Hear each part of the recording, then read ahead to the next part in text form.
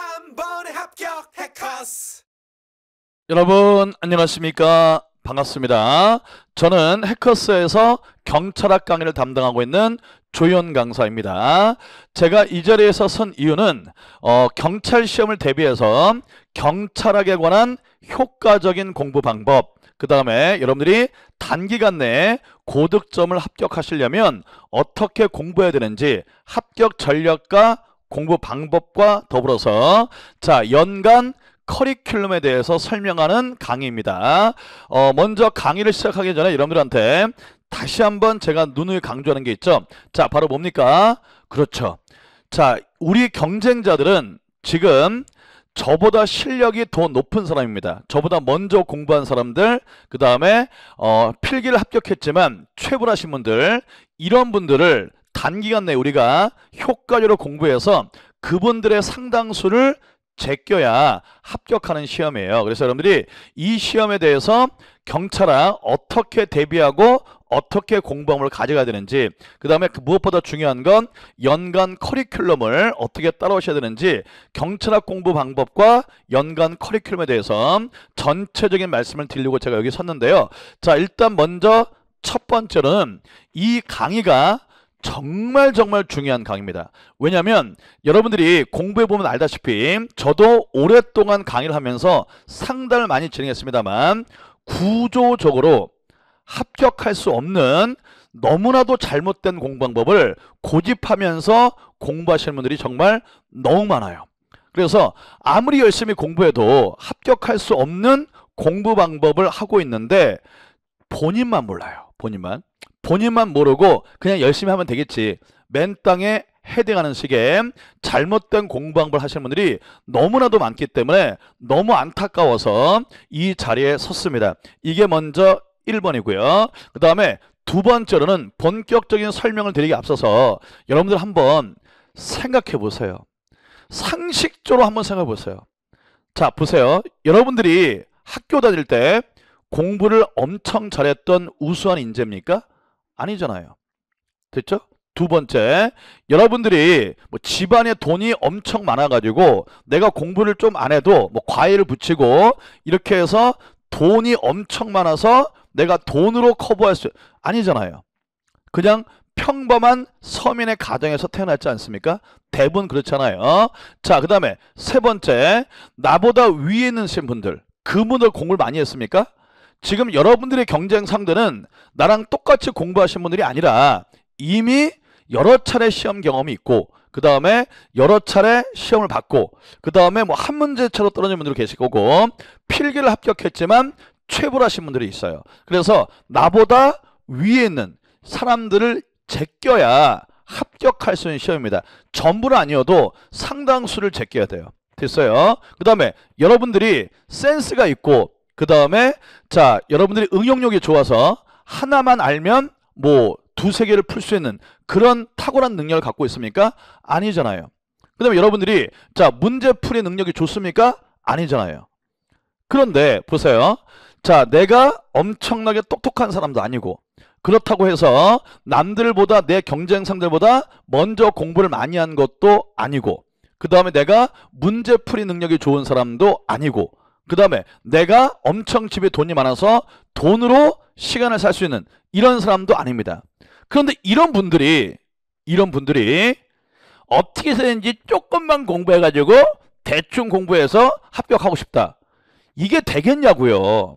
아니, 상식적으로 생각해 보라고요. 됐지? 어떻게 해서든지 요약 써가지고 대충 공부해서 노력 조금 해가지고 어떻게 좀 합격해 볼까, 이미 정신 상태가 글러먹은 거예요. 됐죠? 여러분들, 사자는요 토끼 한 마리를 잡을 때도 진짜 최선을 다해서 잡습니다. 됐죠? 그래서 여러분들 지금 이 강의를 듣기 전에 나는 최대한 얇은 책으로, 최대한 조금만 강의를 듣고 합격하겠다, 이렇게 공부하시는 분들이 너무 많아요. 되셨나요? 그게 가능하신 분들은 따로 있어요. 이미 뭡니까? 변호사 시험 합격하거나 의대 갔거나 이런 분들이, 여러분들은 아니에요. 그래서 여러분들은 왜 이렇게 됐죠? 노력만 조금 하고 기회 잘 잡아가지고 운 좋게 합격할 그런 말도 안 되는 행운을 바라십니까? 그렇게 공부하지 마시라는 거예요. 기본과 본질에 따라서 공부를 하셔야지 자꾸 꼼수 위주로 어떻게 좀 운 좋은 기회 잡아서 합격해 볼까, 이런 글러먹은 생각으로 공부를 하기 때문에 공부 방법도 잘못되고, 그 다음에 내가 과거에 공부한 것도 별로 합격에 도움이 되지 않는 독이 드는 공부하시는 분들, 제가 최소한 아무 보수로 잡아도 절반 이상인 분들이 정말 많습니다. 그래서 두 가지 점을 제가 강조했어요.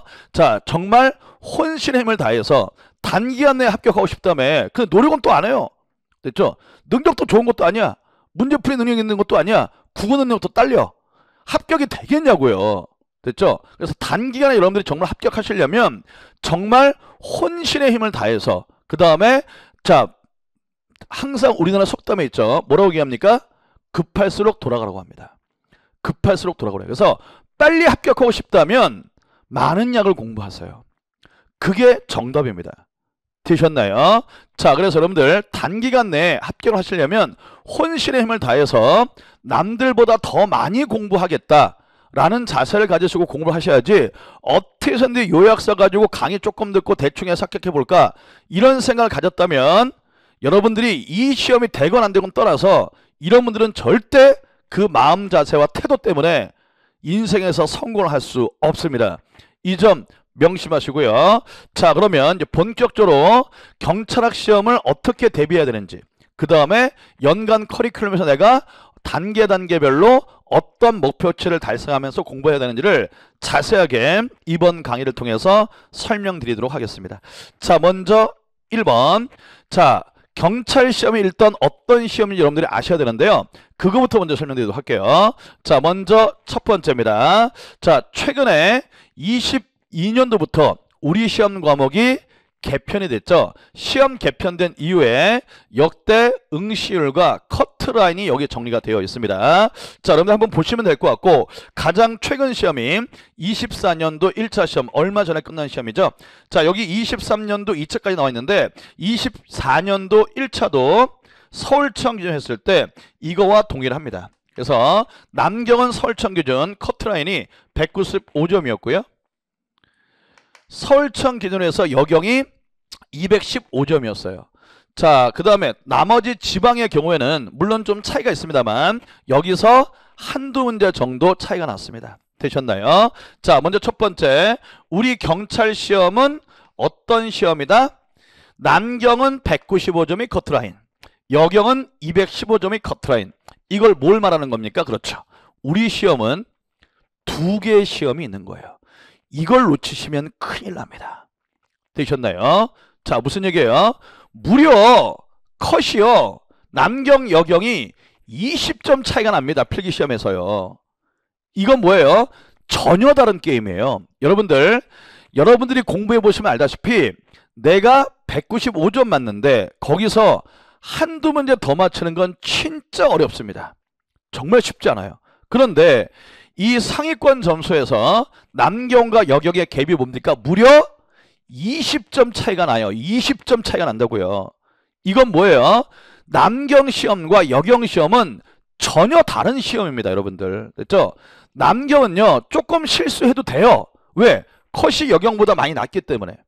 됐어요? 그 다음에 남경의 경우에는 뭐 정말 안 나올 것 같은 거, 정말 별로 중요하지 않은 거, 그런 거 한두 개 제껴서 공부해서도 됩니다.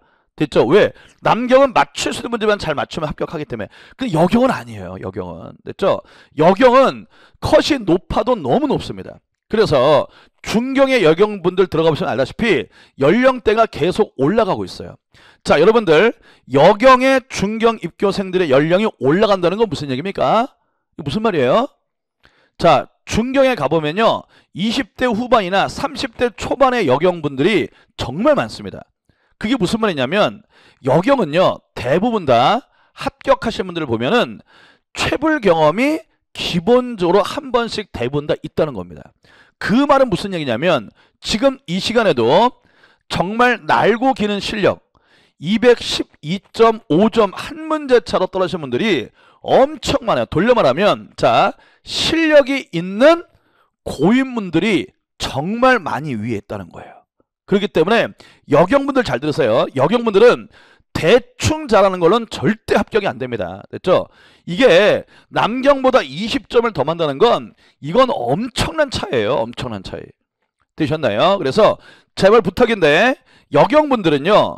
남경들이 공부한 대로 공부하면 안 돼요. 됐죠? 자, 그분들처럼 공부하다가는 요 정도 점수밖에 안 나오고 이게 합격이 되겠냐요? 무려 20점 차인데? 그래서 여경분들은 정말 철두철미 대비하셔야 되고 그 다음에 시험 문제에 대한 분석, 문제풀이 능력, 그 다음에 이해정리, 암기 이런 것들 하나도 빠짐없이 엄청나게 제대로 해놓으셔야 합격으로 갈 수 있습니다. 올해 24년 1차도 마찬가지고요. 작년 23년도 2차도 마찬가지고 자 보세요. 한 문제 차도 떨어진 여경분들 널렸습니다. 위에 고인물이 정말 많아요. 되셨습니까? 명심하시고 여경분들은 남경대로 공부하시면 안 됩니다. 큰일 납니다. 꼼꼼하게 빠짐없이 엄청나게 공부를 하셔야 돼요. 이거 명심하시길 바랍니다. 그래서 우리 시험은 경찰 시험은 사실상 남경, 여경 두 개의 시험이 있는 것과 마찬가지다. 넘어갑니다. 두 번째.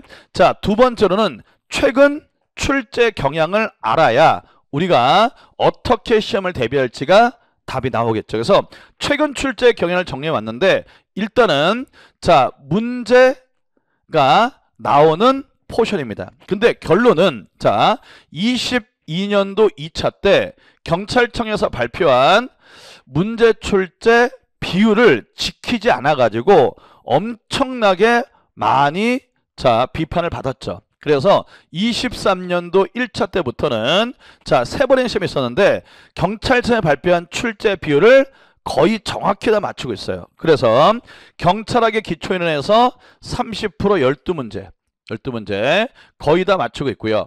그 다음에 경찰행정법에서 35% 14문제 거의 다 23년 1차 때부터는 거의 맞추고 있고요.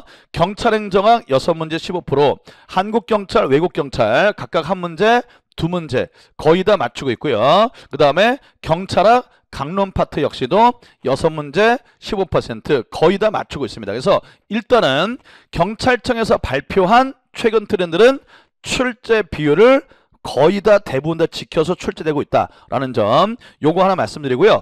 이제 정말 중요한 게 자 22년도부터 그전 20문제 체제에서 40문제 체제로 문제 출제 문항이 늘어났습니다. 그러면서 두드러진 출제 경향이 보이고 있는데 이때 출제 경향은 한 번만 그런 게 아니에요. 그래서 5번이죠. 5번의 시험이 있었습니다. 22년 1차 때부터 24년도 1차 때까지 우리 시험이 개편된 이후에 출제 트렌드가 어떻게 바뀌어졌느냐 이걸 잘 보셔야 돼요. 이걸 잘 보셔야 거기에 맞춤형 제대로 된 공부를 할 수 있을 거 아닙니까? 자, 이 부분 주목해서 잘 들어주시길 바랍니다. 자, 그럼 먼저 20문제 체제입니다. 자, 21년도까지는 20문항이 출제가 됐어요.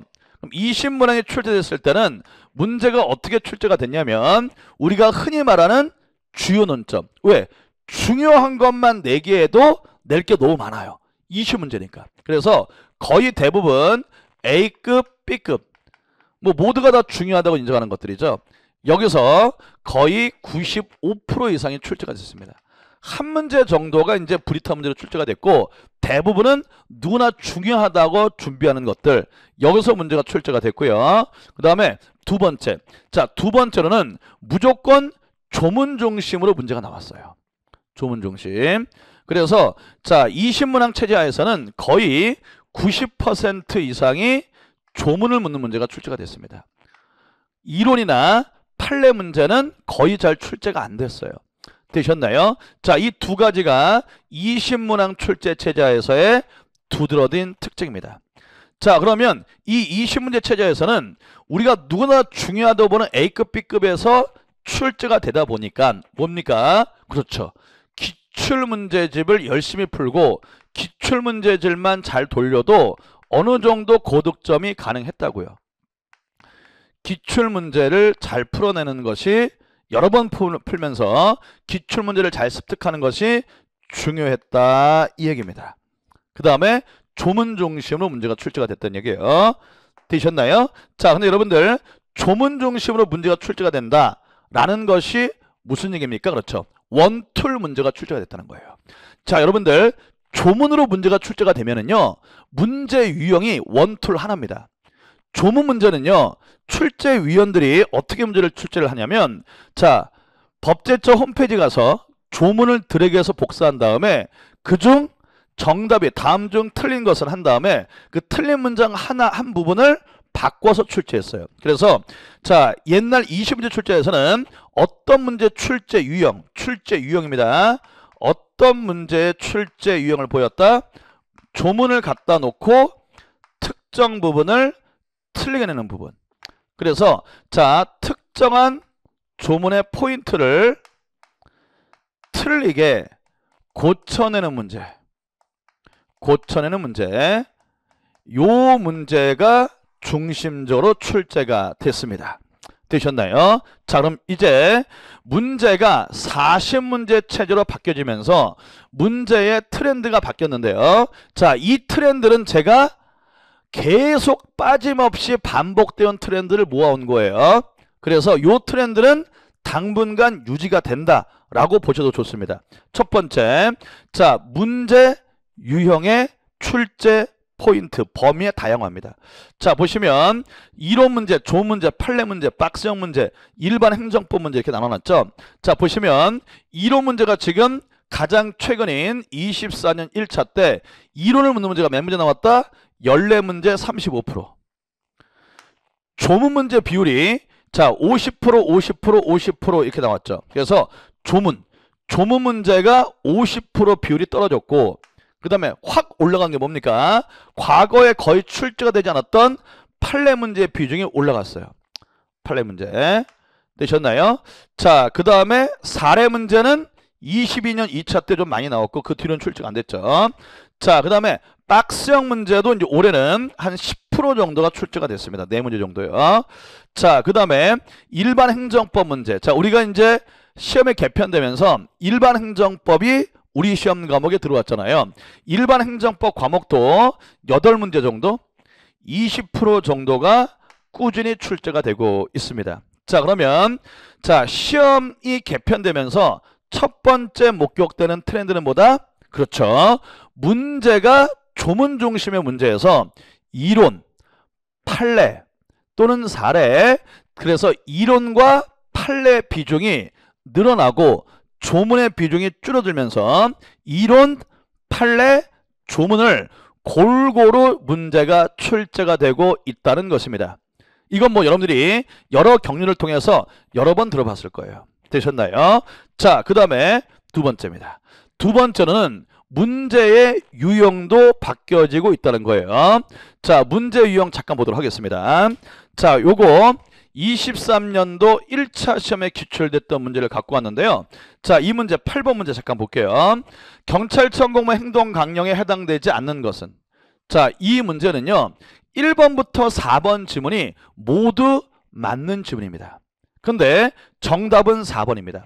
왜 정답이 4번이냐면요, 4번은 내용은 맞는데 이거는 경찰청 공무원 행동 강령에 있는 게 아니라, 자, 경찰 공무원법에 써져 있는 내용이에요. 자, 출제 트렌드가 바뀌었다는 거죠.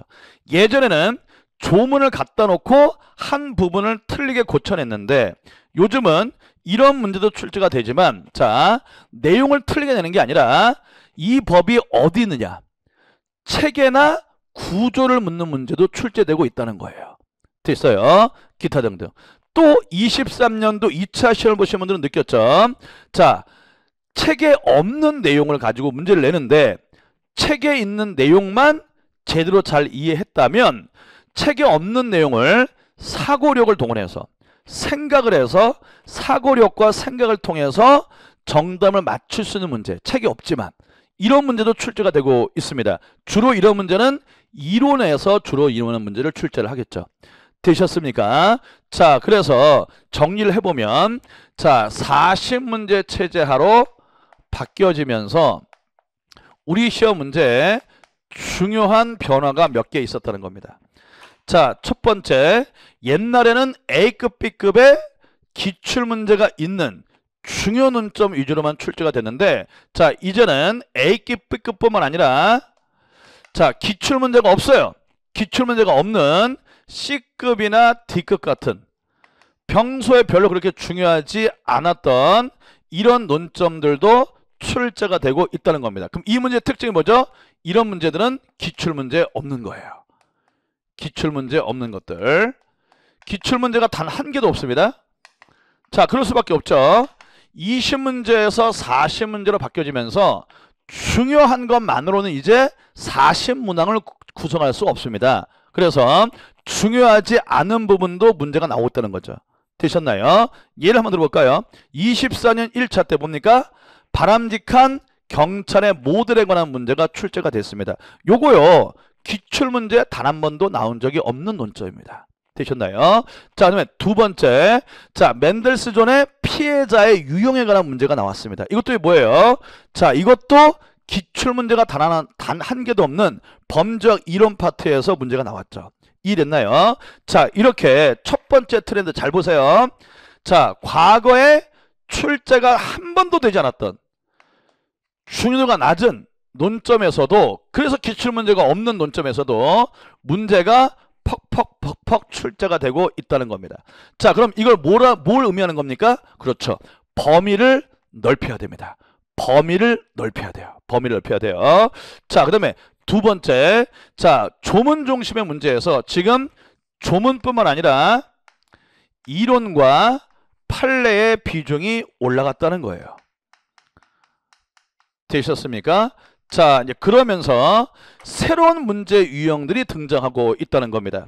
자, 지금 기존에, 자, 조문의 내용을 포인트 잡아서 틀리게 내는 문제,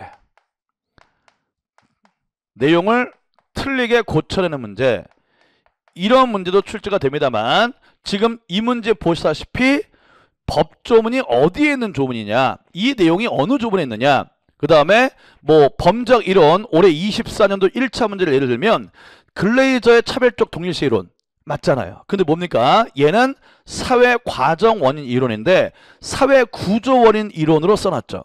이게 뭡니까? 구조나 체계를 묻는 문제가 대단히 많이 출제가 되고 있다는 거예요. 그 다음에 이론 문제의 특징은 또 뭐다? 그렇죠. 내용을 암기해서 푸는 게 아니라 그 이론의 내용을 잘 이해해서 사례로 적용하거나 그 이론을 잘 이해해서 생각을 통해서, 사고력을 통해서 체계 없는 문장이 나와도 사고력을 연장시켜서 푸는 문제, 즉 사고력을 요하는 문제, 이런 문제도 출제가 되고 있다는 겁니다. 되셨나요? 그리고 판례 문제도 많이 출제가 되고 있다는 거예요. 판례 문제도. 자, 그래서 첫 번째 판례 문제 제가 얘기했잖아요. 자, 저에 대해서 많은 수험생들이 오해하시는 분들이 많아요. 조현 강사는 행정법 강사지, 걔는 왜 이렇게 강의가 많아? 제껴. 되셨나요? 여러분들 그렇게 공부하면 안 된다니까요. 특히 여경! 되셨나요? 행정응원이 올해 나왔습니다. 행정절차법상 행정응원 나왔어요. 다른 선생님들 책 보세요. 행정응원이 써져 있는 책이 몇 권이나 되는지. 없습니다. 없어요. 제 책에 있고 저는 문제를 냈고 그 다음에 동영모의고사에도 문제를 냈어요. 행정응원 문제를. 강의도 상세히 해드렸습니다. 되셨나요? 여경, 남경도 마찬가지예요. 이해되셨나요? 자, 이게 경쟁이 되겠습니까? 자, 보세요 여러분들. 나는요 공부를 해도 실수를 많이 하는 사람이야. 여러분들 안 그래요? 자, 지금 이 강의를 들으신 분들은 24년 1차 때 떨어진 분도 계시겠죠? 24년도 1차 때 떨어진 분들 채점해 보세요. 제가 늘 얘기하잖아요. 이거 맞출 수 있었던 문제네. 내가 이거 왜 틀렸지? 자, 해설을 듣거나 또는 해설지를 보거나 또는 정답을 보면은 야, 이거 진짜 쉬운 문제였네. 내가 뭐 쓰였나? 틀렸잖아요. 무슨 얘기예요? 실수도 많이 하는 사람이 공부하는 범위도 적어요. 행정법 그렇게 많이 안 해도 돼. 근데 중요한 게 뭡니까? 난 가르쳤다니까. 난 가르쳤다니까. 너는 모르는데 내 강의를 듣는 애들은 그거 다 강의 듣고 그거 문제도 풀어봤어. 이게 게임이 될까요? 게임이 되겠냐고. 됐어요? 자, 알아도 실수로 틀리는 사람이 그 내용조차도 몰라요. 되셨나요? 근데 그 내용을 공부하고 문제까지 풀어본 사람이 있다고요. 행정절차법상 행정의원, 제 강의 들으신 분들한테 물어보세요. 행정절차법상 행정의원. 두 번째, 정보공개법 판례 문제 나왔죠? 저는 그 판례를 문제도 내고 책에도 있습니다. 다른 강사님 책 보세요. 정보공개법 판례가 제 책처럼 자세히 되어 있는지. 이해됐나요? 개인정보보호법. 자, 개인정보보호법은 마찬가지입니다. 강의했고요. CCTV 같은 것도 다 강의했고요. CCTV 문제도 냈어요. 근데 책에도 없잖아. 됐어요? 이게 게임이 되겠냐고요. 그러신 분들 다 똑같잖아요. 조연 강사 강의가 많아. 이렇게 많아. 그냥 조금만 공부해서 얇은 책으로 합격할 거야. 인생의 기본과 본질을 보시라고요. 맨날 그런 식으로 꼼수 피우고 어떻게 노력 조금 하고 결과가 좋을까? 상식적으로 생각해 보라고. 이게 되겠나요? 인풋이 많아야 아웃풋이 좋아지는 겁니다. 됐죠? 여러분들은 안 하지만 내 새끼들은 하고 있잖아요. 게임이 되겠냐고요. 제발 여러분들, 됐죠? 얄팍한 심경으로 공부하시면 안 됩니다. 됐죠? 그래, 제가 100번 1000번 양보해서 남경은 그렇다 쳐요. 하지만 여경은 절대 안 됩니다. 이제 여경은 절대 안 돼요. 날고 기는 애들이 위에 엄청 많아요. 지금 제가 대표적인 3개를 기출문제를 말씀드렸죠. 그래서 이제는 판례, 정보공개법 판례 하셔야 되고요. 집시법 판례 해야 되고요. 교통경찰 판례 당연히 하셔야 되고요. 되셨냐? 자, 등등등등. 국가배상법도 올해 판례 문제가 나왔죠. 국가배상법 제가 나온다고 했잖아요. 판례 문제 나왔잖아요. 이해됐나요? 그래서 판례도 범위를 넓혀야 됩니다. 되셨나요? 자, 그러면 답이 나왔네요. 여러분들 지금 떨어지신 분들이요. 뭡니까? 문풀 능력도 떨어지잖아요. 문풀 능력도 떨어진다는 얘기예요. 맨날 이렇게 공부할 겁니까? 시험장에서는 글도 잘 안 읽혀. 많이 틀렸어. 시험 끝나고 맞춰보면은 제가 이 말을요, 제 강의 시간에 1000번, 10,000번, 100번 했어요. 귀뚜로도 안 듣죠. 귀뚜로도 안 들어요. 그래놓고 시험장 가서 끝나고 맞춰봤더니, 야, 이거 시험 문제 맞출 수 있었네. 세 보시라고요. 내가 알고 있는데 충분히 맞출 수 있는데 틀린 문제가 몇 문제나 나오는지. 6문제, 7문제씩 나옵니다. 이런 분들이 합격을 할 수 있을까요? 구조적으로 합격할 수가 없다니까요. 되셨나요? 자, 그럼 강사가 뭘 해줘야 됩니까? 이거 다 알려줘야 될 거 아닙니까? 또 여러분들 뭡니까? 이런 문제 또 못 풀어요. 됐죠? 책에 있는 문장으로 똑같은 내용을 책에 있는 문장과 조금만 문장을 바꿔버려도 국어가 안 되기 때문에 이거 못 읽어요. 자, 여러분들, 저는 여러분들을 합격시키기 위해서 공부하는 거지 여러분들한테 만족감을 주기 위해서 강의하는 게 아니에요. 되셨나요? 답이 나왔잖아요. 그러니까 강사가 뭘 해줘야 됩니까? 강사가 뭘 해줘야 돼요? 판례도 가르쳐야죠. 이런 문제를 대비해서 책에 있는 내용 설명은 물론이거니와 그 책에 있는 내용을 사고력을 확장시킬 수 있는 사고력도 길러줘야 됩니다. 그 다음에 뭐예요? 이렇게 문제 유형이 다양화되고 있기 때문에, 자, A 문제 유형의 경우에는 이렇게 풀어라. B 유형의 문제의 경우는 이렇게 풀어야 된다. C 유형의 이렇게 문제 풀어야 된다. 이것도 설명해야 됩니다. 또 중요한 게 뭡니까? 올해 시험에 실력이 꽤 되시는데 떨어진 분들이 많아요. 왜 그렇습니까? 시간 안배. 시간 안배 때문에 떨어진 분들 정말 많아요. 여러분들, 시간 안배가 안 되면요, 공부하는 건 말짝 도루묵이에요.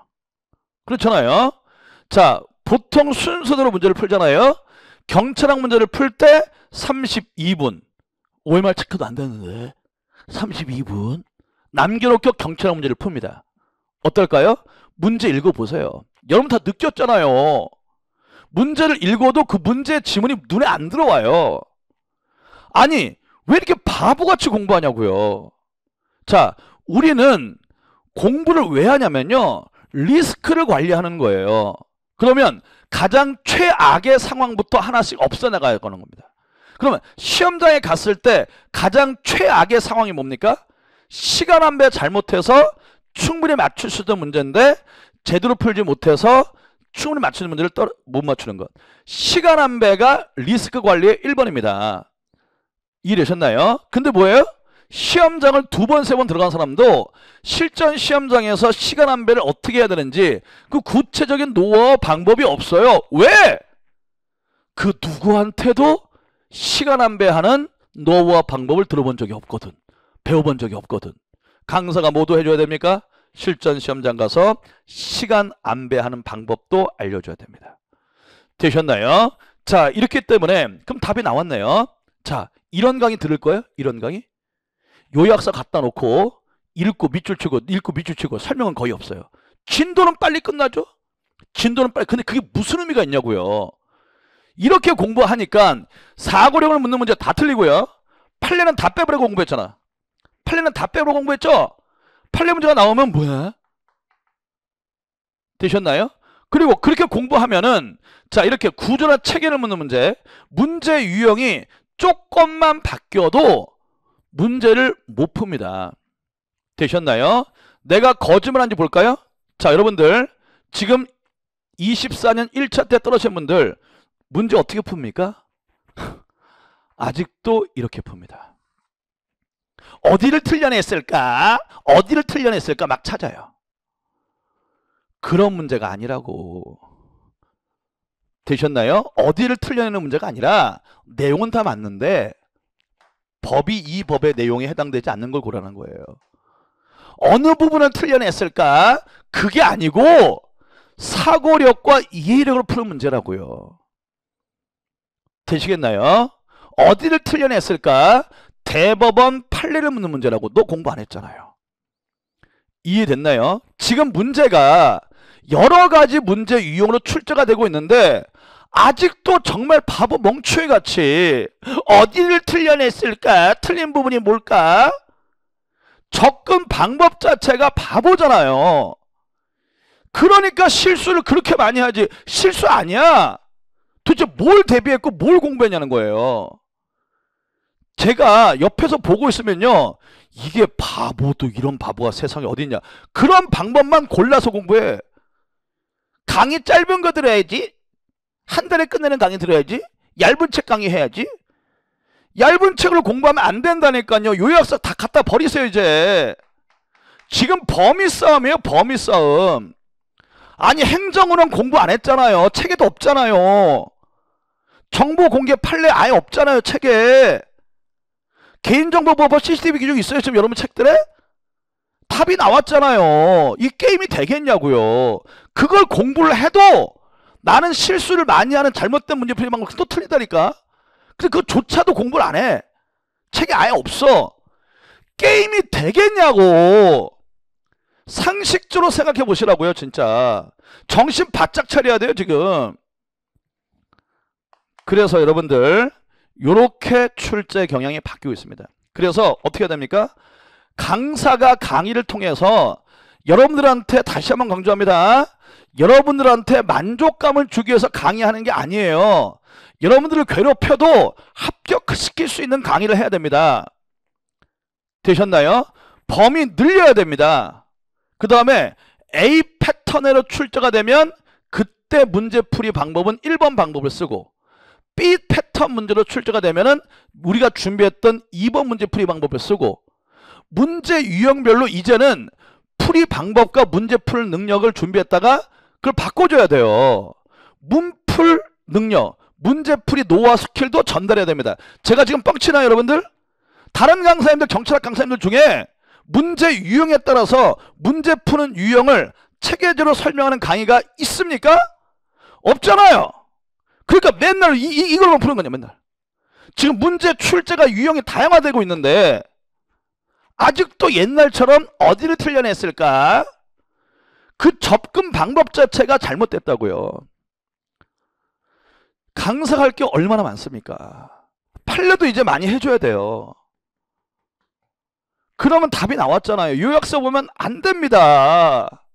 책에 있어도 지금 사고력을 문제 나오면 틀리는데 응용력이 떨어져서 책에 없는 걸 어떻게 맞추니? 여러분들 똑똑한 사람이었냐고요? 반에서 1, 2등 하는 사람들이었냐고요? 여러분들 문제풀이 능력이 출중한 사람들 아니잖아. 근데 왜 그렇게 공부를 합니까? 양이 늘어가야 돼요. 다시 한번 강조합니다. 급할수록 돌아가라고요. 급할수록 돌아가라고요. 급할수록 기본과 본질의 체계를 정확히 잡고 양이 많아도 해야 된다고요. 명심하십시오. 자, 그래서 문제 유형과 출제 포인트가 이렇게 바뀌어졌다는 점 명심하시길 부탁드릴게요. 자, 그러면 이렇게 해서 출제 포인트라는 말씀을 말씀드렸고요. 자, 이제 넘어가서 그러면 나는 어떻게 공부해야 되느냐? 여기 나와 있습니다. 효과적인 학습 전략. 그래서 우리는 두 가지를 대비해야 됩니다. 자, 경찰학의 지식을 머릿속에 잘 이해해서 체계적으로 암기까지 해서 머릿속에 잘 집어넣는 인풋 단계를 잘 하셔야겠죠. 이게 기본이에요. 근데 자, 경찰학에 있는 지식을 머릿속에 집어넣을 때 무엇보다 중요한 게 뭐냐면 이해를 바탕으로 깔아야 됩니다. 이해의 뿌리와 이해의 기본적인 베이스 하에서 거기에 주요 내용들의 암기가 올라가야 이 암기된 게 힘을 쓰는 거예요. 되셨나요? 근데 여러분들 대부분 수험생들이 어떻게 공부합니까? 이해는 대충 넘어가요. 그럴 수밖에 없겠죠. 왜요? 짧은 강의 들었거든. 읽고 밑줄 치고 간단히 설명하고 그냥 키워드만 체크하고 넘어가는 그런 강의 들었거든. 그러니까 이해력이 딸리죠. 그리고 거기다 억지로 그냥 암기만 올리는 겁니다.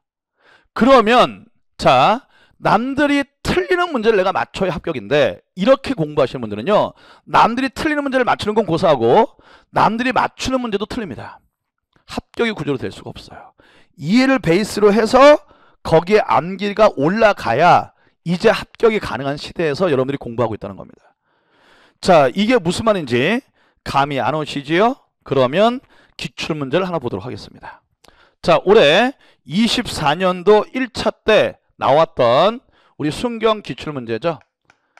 자, 이 문제 정말 많은 분들이 틀렸습니다. 심지어는 제가 어느 카페에서 봤는데 형님들 이 문제 맞춘 사람 있나요? 이렇게 문제가 올라왔어요.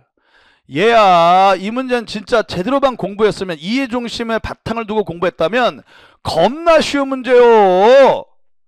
자, 보세요. 이 16번 문제는 정답이 4번입니다. 무려 14글자를 바꿔냈어요. 이거 바꿔낸 겁니다. 자, 의견을 적정하지 아니하다고 판단되면이 아니라 법령 위반, 현저한 공익 위배가 올바른 답입니다. 되셨나요? 무려 14글자를 바꿔냈다고요. 14글자를 바꿔내도 대부분의 상당수 수험생들이 이게 맞다고 착각했다고. 중요한 게 뭡니까? 착각으로 무지하게 문제 틀리죠. 여러분들은 아닙니까? 왜 착각하는지 알아요? 그렇죠. 구조나 체계, 이해가 베이스가 되지 않았기 때문입니다. 잘 보세요. 3번 지문은 맞는 지문입니다. 3번 지문이 어떻게 되어 있어요? 시도지사는 시도자치 경찰위원회 의결이 적정하지 아니하다고 판단될 때는 이게 맞거든요. 이게 맞거든요. 그럼 이제 4번 지문 들어와서 자, 의결이 적정, 이게 맞으니까 그냥 나도 모르게 착각하는 거야. 의결이 적정하지 아니하고 판단이 맞겠지. 경찰청장이 맞나? 국가경찰위원회가 맞나? 행안부 장관이 맞나? 맞거든요, 이건. 맞네. 그래서 3번, 4번은 무조건 맞다. 이해됐나요? 이렇게 풀게 되는 겁니다. 여러분들 이 24년 1차 때 여러분들이 대부분 틀렸을 텐데 여러분 틀렸잖아요. 이렇게 하니까 답이 안 보이죠. 되셨나요? 여경 잘 들으세요. 여경들은 이 문제 틀리면 합격이 안 돼요. 너무 쉬운 문제이기 때문에. 쉬운 문제를 틀리면 합격이 안 된다니까요. 자, 이거 뭡니까? 이해를 베이스로 해서 암기를 올렸다면 너무 쉬운 문제입니다. 제가 강의할 때 뭐라고 했습니까? 자, 법의 일반 원리다. 지방자치법에도 똑같이 규정이 되어 있다. 자, 시도자치경찰위원회는 시도지사 소속이기 때문에 시도지사가 제의요구할 때는 요건이 완화되어 있다. 그게 바로 의결이 적정하지 않냐도 판단될 때. 그러나 경찰청장이나 또는 행안부 장관이 제의요구 지시할 때는 자, 시도자치경찰위원회는 자치경찰 사무를 의결하는 거죠. 시도자치경찰위원회 자치경찰권을 침해할 우려가 있기 때문에 법령을 위반하거나 또는 현저한 공익 위배로 요건이 엄격하게 돼 있다. 되셨나요? 이게 이해입니다. 이 이해를 알고 있으면 헌법에서 공부하는 지방자치법도 이해가 되는 거예요. 관련 규정이요. 제 말 이해됐습니까? 그럼 뭡니까? 너무 쉽죠. 시도지사니까 자, 이때는 내부적 통제니까 완화된 요건인 의결을 적정하지 아니하고 판단될 때. 되셨나요? 4번 경찰청장은 시도지사가 아닌 국가기관이잖아요. 국가기관의 외부적 통제이기 때문에 이거는 법령 위반, 현저한 공익 위반에 너무 잘 보입니다. 이렇게 공부했으면 너무 쉽게 정답 4번으로 정답을 맞추게 되는 겁니다. 되셨나요? 제가 다른 강사님 해설 강의를 들었거든요. 이 강의, 이 부분 강의하시는 거 듣다가 제가 웃음이 터졌습니다. 이렇게 얘기하시더라고. 암기가 중요한데 암기를 디테일하게 암기하는 게 중요하다. 그래서 이 부분을 디테일하게 암기했어야 맞죠. 암기가 아니라니까요. 이게 왜 암기입니까? 원리만 알면 돼요. 법의 기본 원리야. 법의 기본 원리. 지방자치법도 제가 거짓말하지 못하고 똑같이 돼 있다니까요. 됐어요? 자, 지방의회 의결에 대해서 지자체장, 시도지사가 제의요구할 때는 이렇게 돼 있어요. 지방자치법도. 근데 행안부 장관은 국가기관이죠. 행안부 장관이 제의요구할 때는 법령이면 현저한 공익으로 돼 있어요. 제가 어쩌면 법전 모시라니까. 이해되셨나요? 답이 나왔네. 답이 나왔네. 공부 잘못했잖아. 네가 선택했잖아요. 짧은 강의 그냥 밑줄 치고 그냥 이거 경찰청장 국가경찰위원회 밑줄 쳐.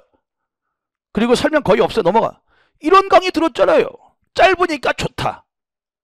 되셨나요? 그러게 그게 그 얄팍한 심정이 이런 개쉬운 문제도 어렵고 못 맞추게 되는 겁니다. 잘 생각하세요. 잘 생각하시라고요. 제 강의를 비난하고 욕하는 수강생들 많이 있습니다. 저도 알아요. 너무 자연스러운 현상입니다. 그런데 제 강의를 들으신 분들 중에서 제가 거짓말하는지 확인해 보십니다. 제 카페에 오시면 필기 합격자 발표되면 제 카페에 선생님이 감사하면 글이 올라오는데요. 다른 카페에 있는 합격생들하고 점수를 비교해 보세요. 제 수업 듣고 24년 1차 때 100점 맞았다고 올라온 인증글이 있습니다. 자, 90점 넘는 분들이 대다수예요. 경찰학은요. 되셨나요? 다른 강사의 카페 합격했습니다. 올라온 글 보세요. 90점 눈 씻고 찾아보기 어렵습니다. 90점 넘는 분들 많이 없어요. 82점, 5점, 크게 85점. 이게요, 우연일까요? 제 자랑을 하는 게 아니라 제가 지금 전달한 건 나 대단하지 이게 아니에요. 어떻게 공부해야 되는지 잘 생각하시라고요. 넘어갑니다. 자, 그래서 이때 머릿속에 있는 내용을 잘 집어넣으셔야 되는데 핵심은 철저한 이해 베이스 위에서 또 철저하게 암기를 하셔야 됩니다. 암기로만 푸는 문제도 나오고요. 이해를 베이스로 하는 문제도 나옵니다. 그래서 여러분들이 제발 이렇게 푸는 분들이 아직도 많아요. 됐죠? 키워드 몇 개 딱딱 따서 외워가지고 키워드 몇 개 어떻게든 집어넣어서 문제 풀려고. 그럼 이제 다 틀려요. 명심하십시오. 두 번째. 자, 그러면 내가 이렇게 머릿속에 경찰학 지시를 집어넣었어요. 근데 그게 실제 점수로 나오던가요? 실제 점수로 잘 안 나오죠. 내가 10개를 알면요. 9개는 해당 문제를 맞춰야 됩니다. 근데 여러분들 10개를 알아도 실수를 워낙 많이 하기 때문에 10개를 알아도 7개도 맞추기 쉽지 않아요. 10개를 알아도 7문제 맞추기도 쉽지 않다고. 합격이 안 되는 거죠. 문풀 능력입니다. 이게 아웃풋 능력. 이걸로 다 이기는 거예요. 이걸로 이기는 겁니다. 문풀 능력으로 이기는 거예요. 몇 번 얘기합니까? 시험 칠 때는 어려웠는데 맞춰보면 개쉬운 문제네. 내가 이걸 왜 틀렸을까? 와, 내가 바보지 됐구나. 문풀 능력이 잘못되니까 자꾸 그런 결과가 발생하는 겁니다. 제가 눈에 얘기했잖아요. 다른 강사님이나 다른 학원에서 공부하신 분들은요, 문풀 능력을 어떻게 해야 되는지를 감이 구체적 방법이 전혀 없어요. 되셨나요? 그런데 이걸 뭐야? 다른 애들이 워낙 안 하니까 이거를 문풀 능력을 조금만 올려도 점수는 확 올라가게 돼 있어요. 이게 합격의 방법 아닙니까, 여러분들? 그래서 이 문풀 능력, 이걸 올리기 위해서 기출문제와 실전 모의고사를 푸는 겁니다. 여기서 중요한 게 뭡니까? 답이 나왔네. 경찰학은 40문제로 바뀌어지면서 출제 범위가 확장되고 있다. 기출문제에서 나오지 않았던, 한 번도 다루지 않았던 문제가 퍽 출제가 됩니다. 올해 24년도 1차 기출문제 보시라니까요. 자, 그래서 당연히 뭡니까? 기출문제만 풀면 이제 합격이 안 됩니다. 기출문제도 풀어야 되지만, 기출문제 중요하지 않다는 게 아니에요. 기출문제 풀어야 되지만 실전 모의고사를 또 여러분들이 많이 풀어보셔야 돼요. 됐었나요? 자, 그러면 실전 모의고사는 어떤 문제를 풀어야 됩니까? 답이 나왔잖아요. 기출문제를 응용해서 내는 문제, 그건 의미가 없습니다. 그럼 기출문제면 충분해요. 그럼 실전 모의고사에서는 어떤 문제를 풀어야 됩니까? 1번, 다양한 문제 유형을 담고 있어야 됩니다. 박스형 문제도 있고, 사례형 문제도 있고, 그 다음에 생각하는 문제도 있고, 그 다음에 조문 문제도 있고, 그 다음에 여러 형태 문제, 생각해서 사고를 푸는 문제. 이 여러 가지 출제 유형들의 여러 다양한 유형을 담고 있는 문제를 풀어야 돼요. 왜? 어떤 문제가 나올지를 몰라요. 되셨나요? 자, 그 다음에 두 번째, 또 어떤 문제 풀어야 됩니까? 기출에서 안 다뤘던 문제들 또 풀어봐야죠. 그러면 자, 실전 모의고사 문제는 어떤 문제가 좋은 문제입니까? 여러 문제 유형을 담고 있는 문제, 그리고 기출에서 다루지 않았던 논점들도 빠짐없이, 출제가 가능한 논점이 빠짐없이 다 망라된 문제를 풀어야 됩니다. 이렇게 내가 문제를 출제를 하면요, 수험생들이 뭡니까? 기출문제 익숙하신 분들이 기출문제만 10번 돌렸거든. 그러면 제 문제 보면요, 생경해요. 이거 뭡니까? 이렇게 문제 안 나와. 되게 이렇게 안 나와. 문제 안 나와. 쟤는 문제 좀 이상하네. 이렇게 얘기합니다. 그리고 시험장 가서 뭡니까? 맞출 수 있는 문제, 아는 내용도 퍽 틀리는 거예요. 똑바로 잘 생각하세요. 내 말이 틀렸습니까? 내 말이 틀렸어요? 자, 아니 본인이 출제자냐고요. 본인이 출제자냐고요. 이 판례 안 나오겠지? 올해 헌법은 쉽겠지? 네가 출제자세요? 행정법은 많이 안 나오겠지? 행정법은 조금밖에 안 나오고, 행정법은 엄청 쉽게 내겠지? 행정법 많이 할 필요 없겠지? 그 잘못된 생각이 네가 출제자시냐고요. 이런 선입견 때문에 이런 분들의 특징이 뭔지 아십니까? 시험을 잘 볼 수가 없어요. 왜요? 시험이 다가올수록 불안해집니다. 왜? 나 헌법 이런 판례 제꼈는데, 입법 부작위 판례 다 제꼈는데 혹시 나오면 어떡하지? 헌법 어렵게 나오면 어떡하지? 경찰에서 행정법 좀 깊이 나오면 어떡하지? 자, 경찰에서 나 판례 안 했는데 판례 많이 나오면 어떡하지? 그게 무의식적으로 생각이 드는 거야. 그러니까 시험에 가까울수록 뭡니까? 콩캉 멘탈 터집니다. 사람의 무의식이 그런 거예요. 그래서 대비할 수 있는 최대치를 하고 가셔야 돼요.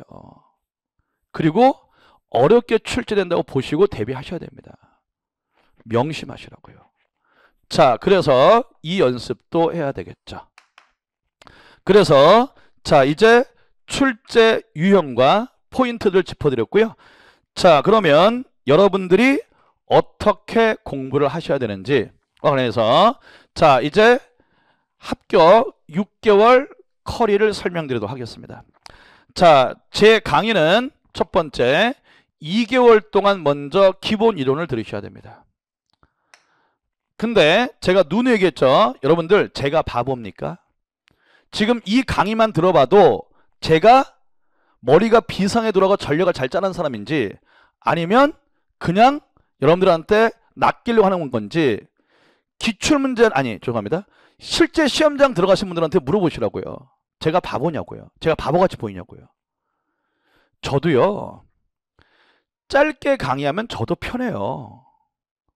강의 보강하고 강의 수 늘린다고 해서 애들이 빠져나가면 빠져나갔지 더 들어오지 않습니다. 제가 제 영달을 위해서 얘기한다면 이렇게 강의 안 합니다. 여러분들이 원하는 입맛대로 대다수의 수험들은 짧은 강의 좋아하잖아요. 긴 강의 싫어하잖아요. 근데 다시 한번 저는요. 여러분들을 합격시키는 게 그게 진짜 강사의 역할이고 그게 장기로 보면 모두에게 위민하는 겁니다. 그래서 제가 요 한마디만 드릴게요. 사법고시에 아주 유명한 이유가 있습니다. 자, 민법. 사법시험도 그랬거든요. 사법시험도 옛날에 민법 문제가 20문항 출제되다가 40문항 출제로 바뀌었어요.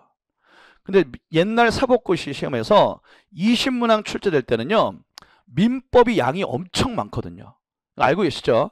민법이 1000조문이 넘어갑니다. 판례가 어마어마해요. 그러니까 민법은 양이 엄청 우리 지금 경찰학 공부한 양 될 바도 아니에요. 그러니까 20문제 출제 타에서는 많은 수험생들이 압축된 책 요약서 그리고 짧은 강의를 선호했다고요. 근데 이 시험이 40문제로 바뀝니다. 그래서 자 범위를 줄이고 압축된 강의를 들으면 합격을 할 수 없다는 걸 수강생들이 자 깨닫게 돼요. 그래서 어떤 일이 었냐면 자 사법고시에 권순환 선생님이라고 민법 1타 강사님이 계셨습니다. 압도적인 1타 강사예요. 근데 그분이요. 예전에 20문제 체제에서는요. 10명도 안 들었어요. 왜 10명도 안 들었냐. 그분 강의는 책이 엄청나게 두껍습니다. 그리고 그분 강의는 보강을 뭐 20회씩 해요. 보강 그냥 보강이 아니라 뭐 사법고시에서 워낙 유명한 얘기니까 아실 거예요. 그분 강의는 보강하면요. 새벽 2시, 3시 끝나요. 그런데 이렇게 40문제로 바뀐 다음에 수강생들이 메어 터집니다. 1000명이 넘어가요. 압도적인 1타 강사가 됐습니다. 이해되셨나요? 거의 15년 동안 무명 강사가 강의들 잘하느냐? 강의 진짜 어눌합니다. 책 읽는 수준의 강의예요. 근데 이분 강의를 왜 이렇게 많이 듣느냐? 왜? 압축된 강의 수 적은 강의로 이제 합격이 안 되거든요. 범위를 넓히고 꼼꼼하게 이해시키고 꼼꼼하게 정리해주는 강의가 진짜 이게 오히려 빨리 합격하는 거라는 걸 사법고시들이 뒤늦게 다 깨달은 거예요. 그래서 1타 강사가 된 겁니다. 강의 진짜 잘하시는 분은 아니에요. 이해됐나요? 그래서 저도 강의를 적게 하고 싶다고 하지만 그렇게 해서는 합격이 안 됩니다. 그래서 기본 강의는요. 2개월 코스긴 한데 밑에 동강이 되어 있죠. 제 기본 이론 강의는 두 파트로 나눠집니다. 그래서 기본 이론 총론에서는 경찰학 총론 파트와 행정법의 내용이 방대하죠. 행정법 1을 강의하고요. 그 다음에 자 기본 이론 강론 기본 강의에서는 강론 강의하고 행정법 2를 강의합니다. 그래서 자 4개월을 들으셔야 요거 2개월 요거 2개월 4개월을 들어서야 기본 강의가 완성이 돼요. 저도요 금방 좁게 하고 싶다니까요. 그렇게 해서 합격이 안 되는 특히 여경이 준비하시는 분들 합격이 안 됩니다. 짧은 강의 요약서 강의 들으면요. 자 그래서 이렇게 강의가 진행됩니다. 그래서 어떻게 하시냐면 자 이 기본 이론 강의가 격월로 진행이 돼요. 그래서 자 한번 이거 하고 3, 4월 달에 이거 하고 5, 6월 달에 이거 하고 7, 8월 달에 이거 하고 9, 10월 달에 이거 하고 이렇게 크로스로 돌아갑니다. 그래서 여러분들이 2개월 동안 기본 이론을 완성시키려면 하나는 실강을 듣고 그분들에게 동영상 강의를 지급해 줍니다. 그래서 2달 안에 끝내시려면 기본 강의 이거 실강 들으면서 이거를 동강 듣고 또 이게 기본 강의 실강이 이루어지면 이거 실강 들으면서 이걸 동강을 듣고 이렇게 해서 2개월에 기본 이론을 완성하셔도 되고요. 만약에 나는 실강으로 정말 조금 시간이 걸려도 꼼꼼하게 복습까지 철저하면서 공부하고 싶다 하시는 분들은 그냥 기본 이론을 4개월 동안 들으셔도 됩니다. 되셨나요? 근데 다시 한번 강조하면 기본을 철저하게 꼼꼼하게 제대로 숙지를 안 해놓으면요, 이게 계속 발목을 잡습니다. 이게 오래 걸리는 것 같고 돌아가는 것 같지만 이게 제일 빠른 길이에요. 급할수록 돌아가라고요. 자, 그래서 이렇게 해서 기본 이론을 2개월, 실강 플러스 동강 이렇게 해서 2개월 하셔도 되고, 실강, 동강에서 4개월에 진행하셔도 됩니다. 그럼 기본 강의가 끝나면 2개월 동안에는 기출문제 풀이 강의가 들어갑니다. 기출문제 풀이 강의에서는 핵심 정리해드리고 개정된 조문들 정리해드리고 객관식 문제 풀이하는 스킬을 알려드리고 기출문제 풀어드립니다. 이런 강의예요. 자, 그런데 여러분들, 제가 누누이 강조하는 건 이 기출문제 풀이 강의를 누누이 강조합니다. 왜냐면 기출문제 풀이 강의에서 뭐 할 거냐면요, 기출문제를 풀어주는 게 1차 목표가 아닙니다. 기출문제 풀어드립니다만 더 중요한 건 남들이 갖지 않는 문제 유형별 객관식 문제의 풀이 방법과 스킬을 총정리해 드릴 거예요. 되셨나요? 사고력을 묻는 문제인데 아직도 여러분들은 어디가 틀렸어? 구조와 체계를 물어보는 문제인데 아직도 어디가 틀렸어? 이런 식으로 접근한다고요. 문제 풀이 능력이 떨어지기 때문에 시간 안배도 안 되는 거예요. 시간 안배 안 되면 문제 공부한 건 아무 의미가 없습니다. 되셨나요? 너무너무 중요합니다. 실제 시험장 가서 퍽 틀려본 사람들은 아실 거예요.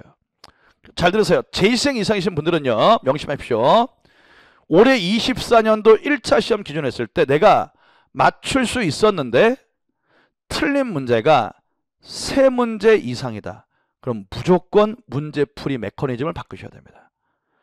문제풀이 방법과 스킬과 문제풀이 메커니즘을 안 바꾸면요, 이건 계속 반복돼요. 명심하세요. 기출문제에서는 뭐다? 그 어느 강사님도 해주지 않는 객관식 문제 풀이 방법과 스킬을 잡아드릴 거라고. 문제 유형별로. 그리고 시간 안배하는 능력 다 알려드릴 거라고요. 그래서 반드시 이 강의를 들으셔야 됩니다. 다시 한번, 인풋하는 것도 중요하지만 그 정도 또 중요한 게 문풀 능력이에요. 문풀 능력이 떨어지면 공부한 건 말짱 도루묵입니다. 넘어갑니다. 그 다음에 이제 실전 동형 모의고사를 진행합니다. 여기서는 진도별로 2주, 전범위 2주, 그 다음에 개정 조문 정리하는데 아까쯤에 다 말씀드렸죠. 자, 이거 모의고사 어떤 문제를 풀어야 된다? 다양한 문제 유형을 망라하고 있어야 된다. 예전 기출에서 나오지 않았던 구석탱이 있는 별로 중요하지 논점까지 다 모든 논점이 망라된 문제를 풀어야 된다. 그렇게 출제할 겁니다. 그래서 많은 수강생들이 제 실전 동형 모의고사 문제가 어렵다고들 합니다. 제게 어려우니까 제게 풀지 마. 쉽게 나올 거야. 너 불안해진다. 시험 다가올수록 불안해진다. 그리고 뭡니까? 너 실수 많이 합니다. 어려운 문제를 풀고 다양한 문제를 풀어보면은, 자, 어떤 문제 유형이 들어와도 풀 수 있겠다는 자신감이 생겨요. 되셨나요? 그래서 덜 떨립니다. 그리고 여러 가지 문제, 어떤 파트든 간에 다 망라돼서 구석구석까지 문제를 다 한 번씩 풀어보면 내가 어느 파트가 문제가 나와도 풀 수 있겠다는 자신감이 생기고 실수도 덜 하게 됩니다. 어떤 문제를 풀어야겠습니까? 지금 문제가 이렇게 출제가 되고 있는데. 따라서 자, 제가 이건 자신할 수 있어. 다른 강사님들의 문제하고 질적으로 유형적으로 전혀 다른 문제입니다. 이해되셨나요? 자, 그래서 실전 도형 모의고사를 또 2개월 진행해서 2개월 6개월 완성 코스입니다. 그리고 특강도 당연히 진행할 거예요. 그래서 자, 맨 시험 임박해서 2문자 특강 하면서 처음부터 끝까지 짧은 시간 안에 경찰학 전체를 정리해 드릴 거고요. 위원회 정리해 드릴 거고요. 숫자 특강도 할 거고요. 해야 한다 할 수 있다도 해 드릴 겁니다. 됐죠? 그 외에도 자, 여기서도 하지만 개정 조문 특강도 할 거고요. 그 다음에 최신 판례 특강도 다 해드립니다. 단 제 강의를 들으신 분들에 한해서. 되시겠나요? 이렇게 준비해야 자, 이 특강을 통해서 뭐다? 그렇죠. 혼동하지 않는 연습을 하는 거예요. 그리고 최근에 판례 문제도 한두 문제 더 맞출 수 있습니다. 그래서 자, 이렇게 특강까지 중간중간 이루어진다는 말씀을 드렸습니다. 자, 그러면 요런 코스로 자, 커리가 이루어지는데 이제 24년도 2차 대비. 그럼 나는 어떤 커리를 따라야 되느냐 이겁니다. 자, 먼저 내가 3월 달부터 시험을 준비하신 초이생분들이에요. 자, 여러분들 3월 달부터 내가 경찰학을 공부했는데 24년 2차 때 합격하겠다. 자, 불가능합니다. 불가능해요. 됐죠? 왜? 나보다 이미 실력이 출중한 사람들이 엄청 많은데 그것도 3, 4, 5, 6, 7 5개월 공부하고 합격?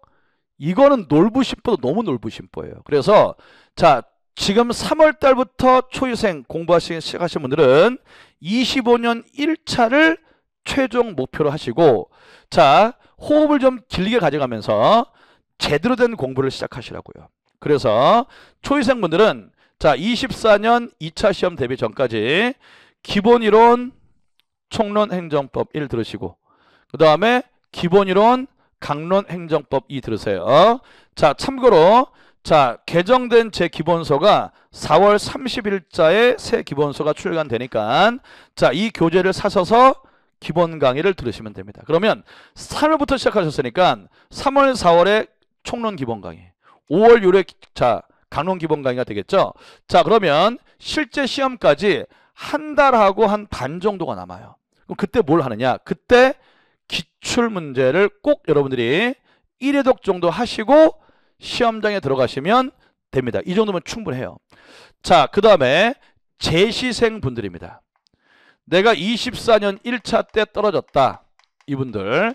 자, 이분들의 이제 가장 중요한 포인트는 뭐냐면 두 가지입니다. 인풋. 인풋 단계에서는 범위를 늘려야 돼요. 행정법 해야 됩니다. 행정법 해야 돼요. 이의신청, 행정심판법, 국가배상법, 개인정보보호법, 행정응원, 법률유보원칙 등등등.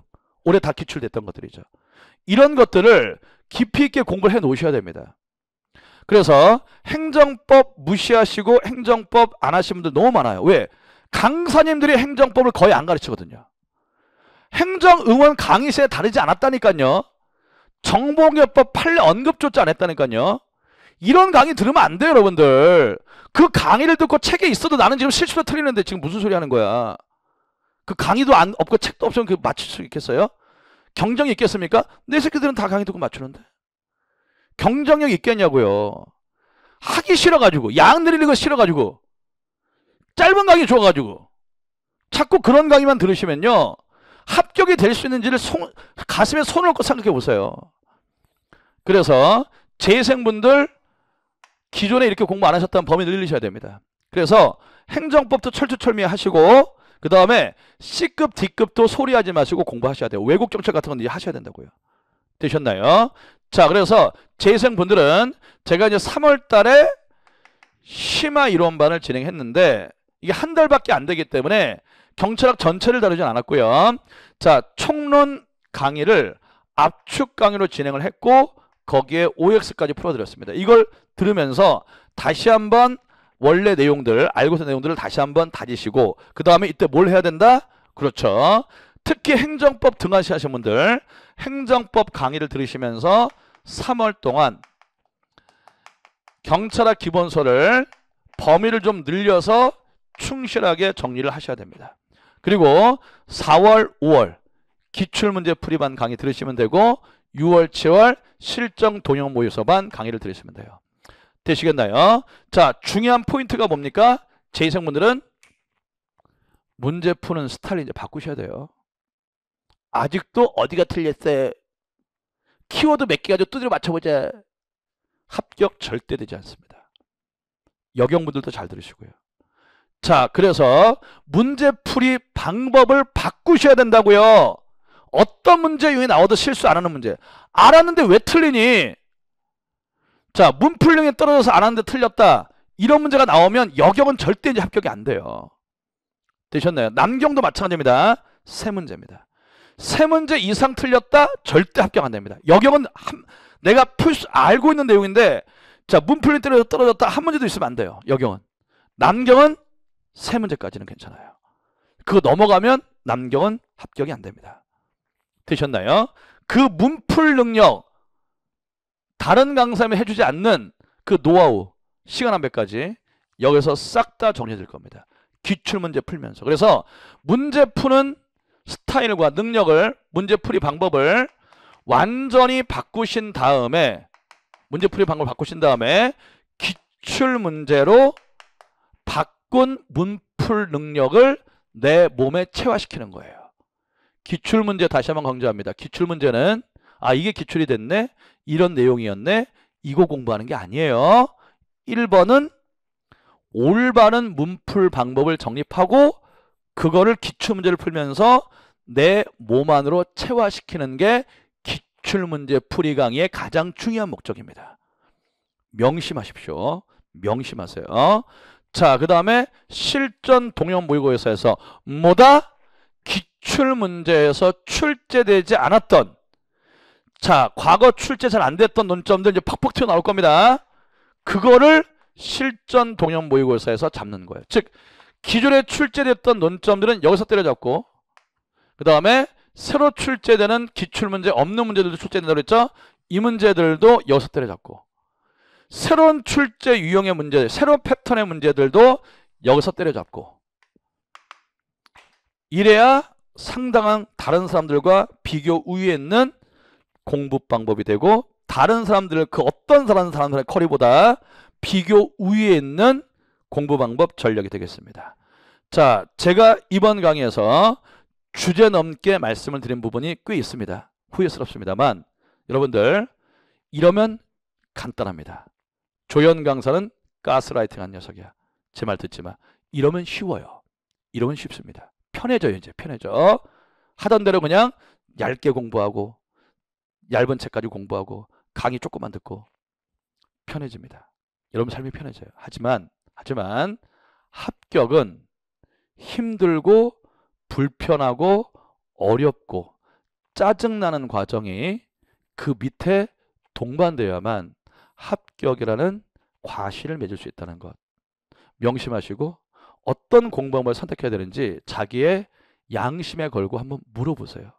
제 말이 틀린 말인지. 여기까지입니다. 여러분들 합격을 진심으로 기원하겠습니다.